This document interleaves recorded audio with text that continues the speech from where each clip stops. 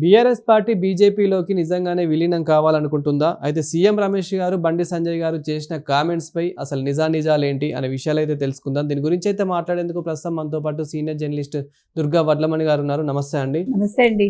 Madam, BRS party బీజేపీలోకి నిజంగానే విలీనం కావాలనుకుంటుందా? అయితే ఇదే క్రమంలో సీఎం రమేష్ గారు, బండి సంజయ్ గారు కొన్ని కామెంట్స్ అయితే చేయడం జరిగింది. కేటీఆర్ గారు మమ్మల్ని కలవడం జరిగింది అంటూ ఇలా కొన్ని కామెంట్స్ చేయడం జరిగింది. అసలు నిజాలేంటి? నిజంగానే విలీనం కావాలనుకుంటున్నాను కొత్త ప్రశ్న వేస్తున్నారండి మీరు. ఆల్రెడీ కవిత గారు ఎప్పుడో చెప్పేశారు కదా, బీఆర్ఎస్ బీజేపీలో విలీనం చేస్తానంటే నేను ఒప్పుకోలేదని ఆవిడ చెప్పిందా? మరి సొంత కూతురు చెప్పాక ఇంకా మీకు సందేహం ఏంటి? మళ్ళా కేటీఆర్ గారు దానికి ఛాలెంజ్ విసరడం, రేవంత్ రెడ్డి గారిని రమ్మని చెప్పడం ఏంటి? రేవంత్ రెడ్డి గారికి ఏంటి సంబంధం?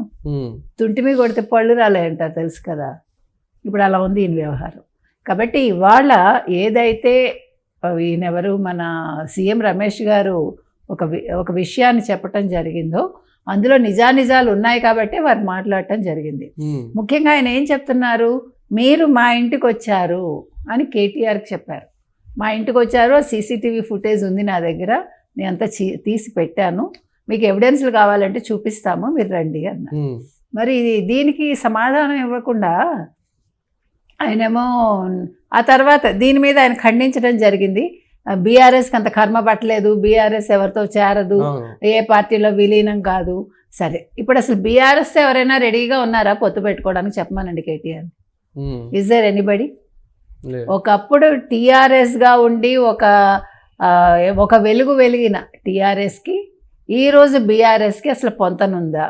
ఎప్పుడైతే పేరు మార్చి తెలంగాణ తీసేశారో ఇంకా తెలంగాణ ఆంధ్ర వాళ్ళు, ఆంధ్రులు లేకపోతే తిన్నారు పరిగెట్టాలి వీళ్ళు, లేకపోతే వీళ్ళు మమ్మల్ని దోచుకుంటున్నారు, ఇంకా పిచ్చి మాటలు ఏంటండి? ఆంధ్ర వాళ్ళతో ఏ పొత్తు లేకుండా ఒక్క పనైనా కేసీఆర్ ఆర్ కేటీఆర్ చేసింది చూపించమనండి. ఇప్పుడు మోస్ట్లీ కాంట్రాక్ట్లు కూడా ఎక్కువ ఆంధ్ర వాళ్ళకే ఇచ్చారు అని చెప్పేసి వినిపిస్తుంది. ఇదెంత వరకు నిజం? మరి ఆయనే చెప్పాలి.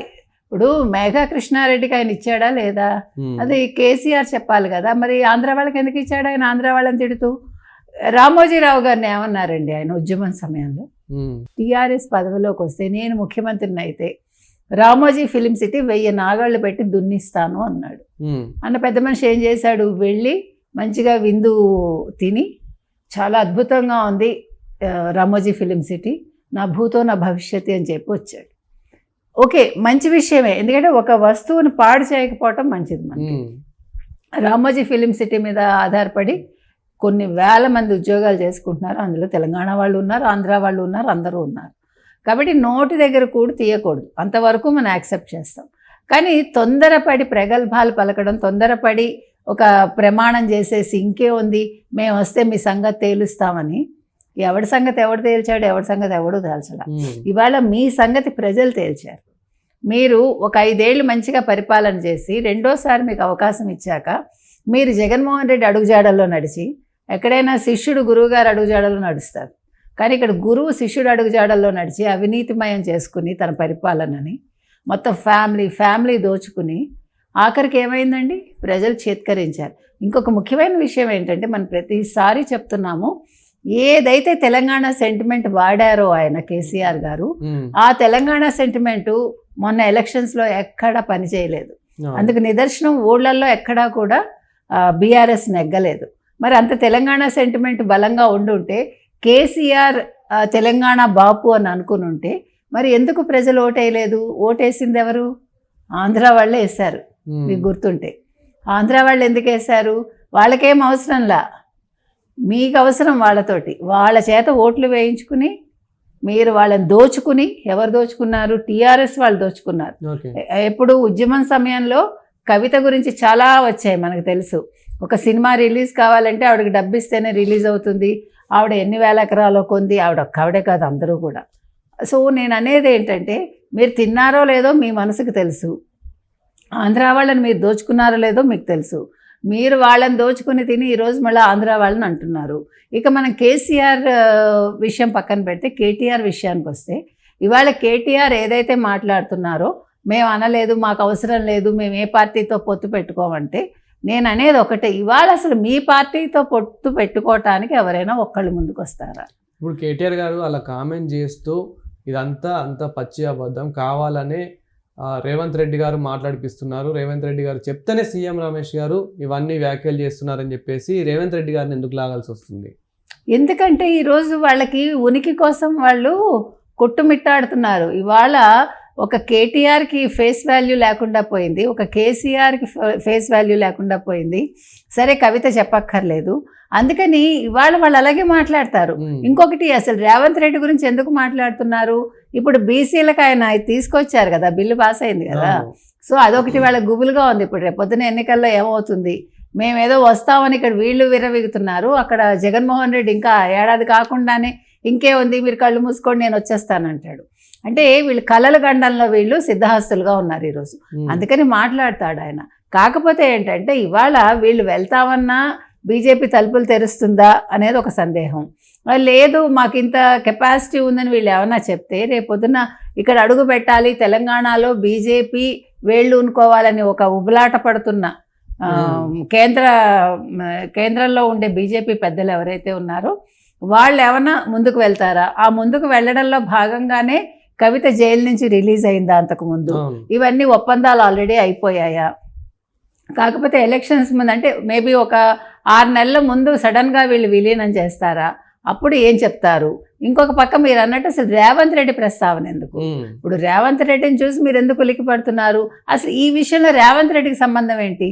ఇప్పుడు సీఎం రమేష్ ఇప్పుడు ఏ పార్టీలో ఉన్నాడు? ఆయన కాంగ్రెస్లో లేడుగా, మరి ఎందుకు మాట్లాడుతున్నారు? నెంబర్ 1. నెంబర్ 2, బండి సంజయ్ ఎందుకు మరి రియాక్ట్ అయ్యారు? బండి సంజయ్ అబద్ధం చెప్పడుగా. మనకి తెలిసి బండి సంజయ్ కొంచెం ఓపెన్గా మాట్లాడే వ్యక్తి బీజేపీలో. కాబట్టి ఇవాళ బండి సంజయ్ నాకు తెలుసు, నాకు చెప్పారు అంటే ఎవిడెన్స్లు రెడీగా ఉన్నాయన్నప్పుడు మీకు దమ్ముంటే వెళ్ళి మీరు ఓకే రా ఛాలెంజ్ నేను తీసుకుంటున్నానని కేటీఆర్ వెళ్ళి ఓకే వీడియో ఉంటే చూపించు, వేసి చూపించు అనాలి. ప్రజలందరికీ వేసి చూపించమనాలి దమ్ముంటే. ఇప్పుడు బండి సంజయ్ గారు రచ్చకి సిద్ధమా అని చెప్పేసి రచ్చకి రమ్మంటున్నారు కరీంనగర్ అడ్డకి. సో మరి కేటీఆర్ గారు ఏమంటున్నారు అంటే రేవంత్ రెడ్డి గారిని తీసుకొస్తేనే నేను వస్తాను కేటీఆర్ గారు అంటున్నారు. అంటే ఎందుకు ఇట్లా కేటీఆర్ గారు కొంచెం ఏమైనా భయపడుతున్నారా ఏంటి? 2 అంశాలండి. ఒకటి భయం, రెండోది ఇప్పుడు ఆయన స్థాయికి రేవంత్ రెడ్డి సరిపోతారేమో. ఇప్పుడు కేసీఆర్ స్థాయికి రేవంత్ రెడ్డి సరిపోరని చెప్పాడు కదా, కానీ ఇక్కడ కేటీఆర్ స్థాయికి రేవంత్ రెడ్డి సరిపోతాడు అంటే నేను కాబోయే ముఖ్యమంత్రి నన్ను ఫీల్ అవుతున్నాడు కాబట్టి ఒక ముఖ్యమంత్రిని పిలుస్తున్నాడా? ఇలా మీరు ఏదైనా తీసుకోవచ్చు. కాబట్టి నేను చెప్పొచ్చేది ఏంటంటే ఇవాళ భయపడుతున్నది కేటీఆర్. ఆల్రెడీ కేటీఆర్ మీద ఎన్ని ఎలిగేషన్స్ వచ్చాయో అందరికీ తెలుసు, అన్ని రకాలుగా. నాట్ ఓన్లీ ఫోన్ ట్యాపింగ్, ఇంకా ఎన్ని జరిగాయో అందరికీ, మొత్తం తెలంగాణ జనాభాకే కాదు భారతదేశంలో ఉన్న అన్ని రాష్ట్రాల వాళ్ళకి తెలుసు. కాబట్టి ఇప్పటికైనా కేటీఆర్ ఇంకొక ముఖ్యమైన విషయం ఏంటంటే మీరు గమనించారంటే ఈ 2 రాష్ట్రాల్లో కూడా అపోజిషన్ కానీ అపోజిషన్, ఇక్కడ అపోజిషన్లో ఉన్న టీఆర్ఎస్ ఆర్ బీఆర్ఎస్ ఇప్పుడు వీళ్ళందరూ కూడా నోరు పుచ్చుకుని పడిపోతున్నారు. అంటే తిట్టడంలో వీళ్ళు ఎక్స్పర్ట్స్ అయిపోయారు. తిట్టి ఏదో మా ఉనికిని మేము కాపాడుకుంటాం అనుకోవటంలోనే వీళ్ళు విఫలమవుతున్నారు. కాబట్టి బూతులు మాట్లాడటం సంస్కారం కాదు. అసలు కేటీఆర్ లాంటి వాళ్ళు అలా రెచ్చిపోవటం వింటూ ఉంటే ప్రజలకు కూడా కోపం వస్తుంది. ఏంటి ఇట్లా మాట్లాడుతున్నాడు, అక్కడ జగన్కి అయితే బుద్ధి లేదు, వీళ్ళకి బుద్ధి ఉండాలి కదా. ఇప్పుడు కేసీఆర్ అంతకుముందు తిట్టేవాడు ఆంధ్ర వాళ్ళని, తిట్టినా కూడా అది జనాలు నవ్వుకునేవాళ్ళు. They used to enjoy, to be frank. Andhra వాళ్ళే నవ్వుకునేవాళ్ళు, ఈయన ఇలాగే మాట్లాడతాడులే, సరదాగా మాట్లాడతాడు అనుకునేవాళ్ళు తప్ప కోపం వచ్చేది కాదు. బట్ వేరేస్ కేటీఆర్ మాట్లాడుతుంటే జనాలకు కోపం వస్తుంది. కాబట్టి ముందు భాషను సంస్కరించుకుని తర్వాత ఆయన వస్తే బాగుంటుంది, అది మనం చెప్తున్నాం. ఇప్పుడు ఒకటండి, ఇప్పుడు బండి సంజయ్ చేసిన వ్యాఖ్యలకు కానీ లేదు సీఎం రమేష్ దమ్ముంటే రా అన్నారు కాబట్టి ఎస్ నేను తెలంగాణ బిడ్డని నాకు దమ్ముందని వచ్చి కరీంనగర్లో ఆయన్ని పోరుకు రమ్మనండి. Thank you.